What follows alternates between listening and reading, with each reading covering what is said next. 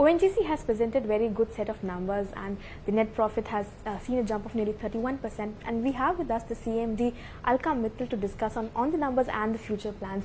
Welcome, ma'am. On this, thank you. And first of all, congratulations on the very good numbers that you have presented. Thanks. How do you see the outlook for the industry going ahead? And also because I think the good results are on the account of the downstream prices.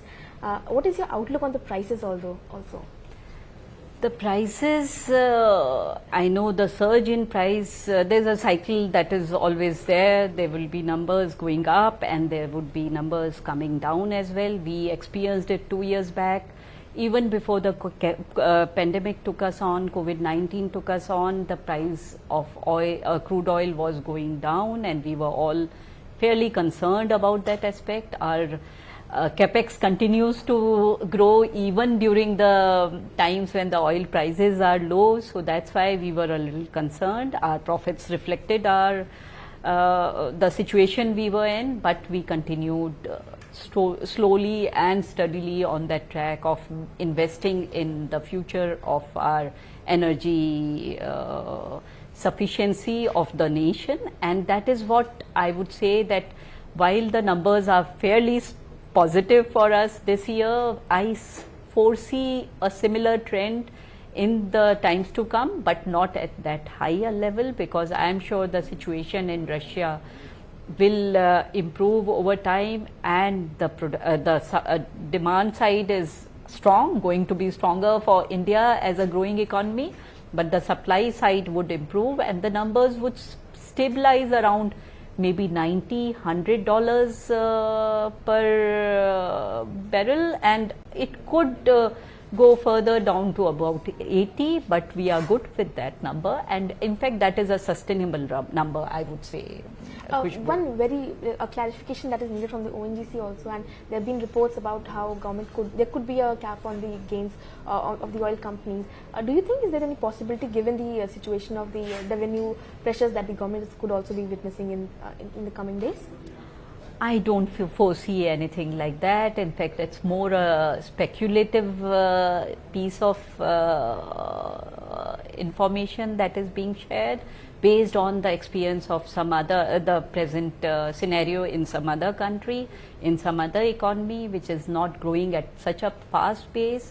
The government in India is looking at a very positive scenario for companies like ONGC and the downstream oil companies as well, because we are looking at growth of our energies on the energy supply side.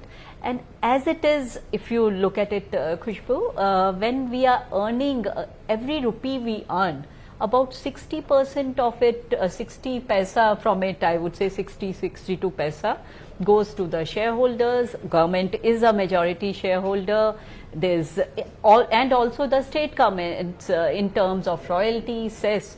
So it's not as if whatever is earned is kept by ONGC, and what remains with us is further invested in the future energy sufficiency of the nation.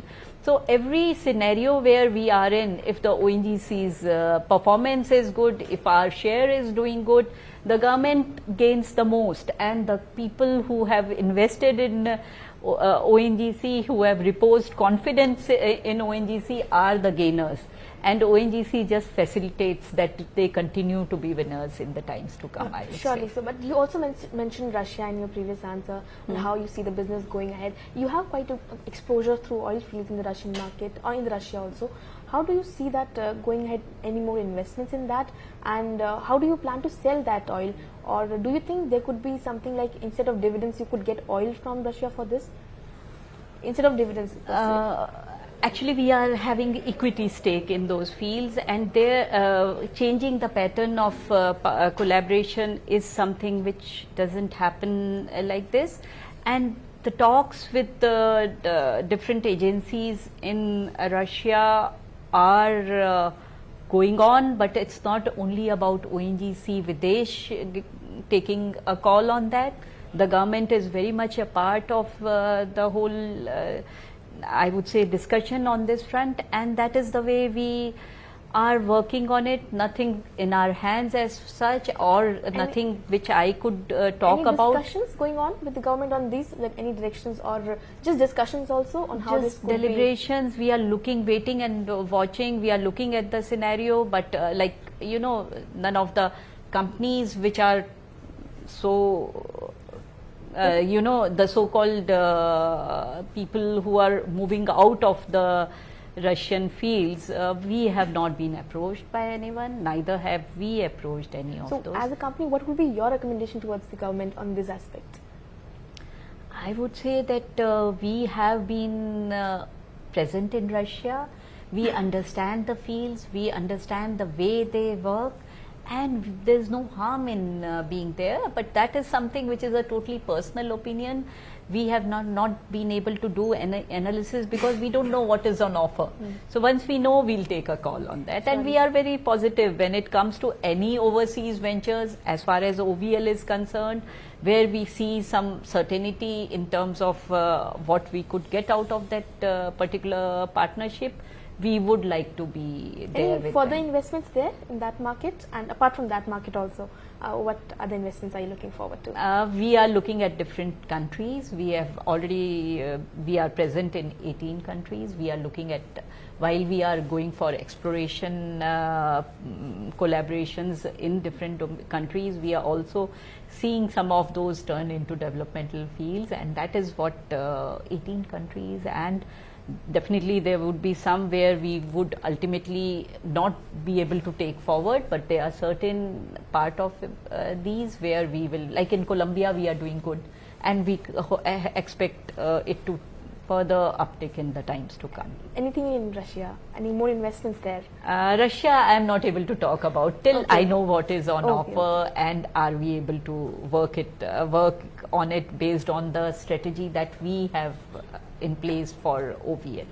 As also you mentioned in the press meet that gas prices you see going high from October onwards, and they may average out later on in the long term. Do you think any cap could be placed there by the government to increase the gas usage? No, we have been following a formula-based gas pricing. I see the government continuing with the same process. In fact, only we have PPAC, which is devising based on the formula. They are coming up with the numbers. The recommendations which have been there for last couple of years is slowly we should move towards free gas pricing as well, just like we have done in the domain of oil, crude oil. So I am expecting that to happen in the long run, and that's why we are so positive on this. Capping, I don't see it happening. Okay. So one more thing on this, because ONGC has been looking forward to some foreign inductions. We just want to understand what kind of bids have you been receiving, and any new foreign inductions that you're looking forward to increase the production. Okay. So we have already, like I mentioned, while we have partnered with Equinor mainly for the diversification in the renewables domain and the exploration, we are also looking at collaborating with them for the EOR schemes that are there for us. And we just had an interaction with ADNOC Sultan Al Zubair just on 26th of May. So they are willing to help us out because they have tremendous expertise, and we look forward to collaborating with other players who have experience of similar fields, who are having that technical expertise as well. And that is what I would say, while we are consolidating the kind of strengths we have, and we are getting the best of technology, not only the technology in front of getting equipment, we are also getting technical know-how in terms of building our people's capacity. We are also looking at having collaborations with the best of players, not only within the country but outside. So from collaboration to technology, you spoke about it, that would require investments for the technology part at least. So what is the capex plan exactly for this financial year and for the next few years also? How does it capex plan is about 30 to 32,000 crores this year, and it will continue with this. We will continue with the same trend in next 4 years, and the trend has been similar in the past 5 years also. So minimum that, a little more than that over time. I see it as And where such. will this funding be coming from? The funding would come from not only the resources generated by us, it would also, we are in fact in the domain of exploration, we are getting some funding from the government as well, because we are doing it for them. And same ways we look at investments in this sector, because what we see is we are not, we are cutting down on our carbon emissions, we are becoming more responsible and heading towards the target which is set by our Honorable Prime Minister, going net zero. And we are also looking at ensuring that the country is able to grow at the pace at which has been set by us. 3% per annum the energy requirement is going up. So how do we provide for that if we don't make the most of the ENP? ESG is the focus that you're saying right now, sustainability and the green part. What is the work that is being done on the hydrogen side? And also you just presented the Vision 2040. On the renewable side, how does it look like? On the renewables side, the numbers for us are not like, 184 megawatts is what we have in going on for us. It's in onshore wind, solar, and we are looking at geothermal, as we touched on, geothermal in the Ladakh, the Puga Valley, and that is an area which is having army establishments as well. I was talking to the LG of Ladakh, and what he said, what you will do by way of providing for geothermal energy in that domain will be, you will be providing comfort to the army personnel who are present in the toughest of environment there. And not only to those, to the inhabitants of Ladakh, Ladakh also, and the opportunities that it will open up, not only for that particular part of the country, for other areas also where we are looking at geothermal potential, are tremendous, not in terms of the scale could be small, but the option for providing for this form of energy would also add to the energy basket. And this is a USP of ONGC where we are able to, how through much which we addition are you expecting in the coming years? I won't be able to predict that. Let us go ahead with the drilling that is happening next month.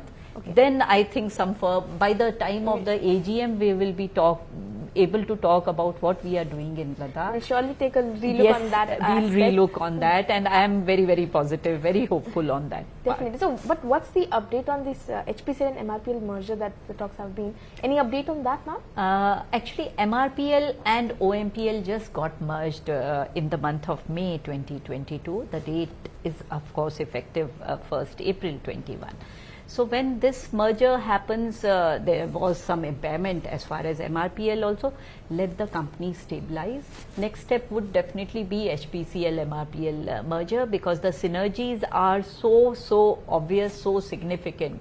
The refining capacity of the two together totals up to the marketing capacity of HPCL.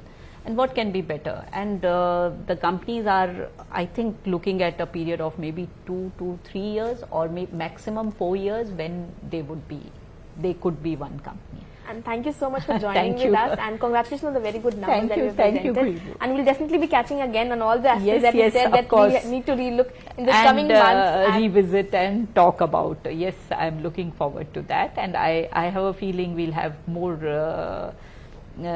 good news to share then. Definitely, the market will be waiting for that. Thank you so much for joining with us. Thank you, ma'am. Thanks. Thank you. Thanks, Kushbu.